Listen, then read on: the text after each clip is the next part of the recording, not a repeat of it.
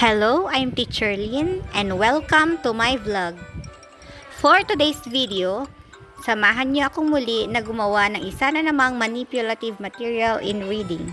Ito ay tinawag kong short vowel CVC word wheel. Huwag nating kakalimutan na iset ang printer natin sa high quality para makulay ang ating IM. Sa pamamagitan ng IM na ito ay maahasa ang reading skill ng mga bata sa pagbasa ng mga CVC words with short vowels. Pagkatapos nating maiprint ang mga materials, ay gugupitin na ulit natin para ma-ready natin para sa ating paglalaminate. Nilaminate ko lang isa-isa ang mga IMs. Pagkatapos ay ginamitan ko na ng cutter ang pinaka main board ng ating IM para mas madaling makat yung mga excess part.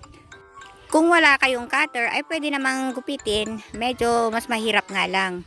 At syempre yung mga bilog ay kailangan talagang gupitin ang mga iyon. At ayan po, natapos ko na lahat na ikat at gupitin ang mga IM natin. So ang susunod po dyan ay i-assemble na natin ang mga IMs.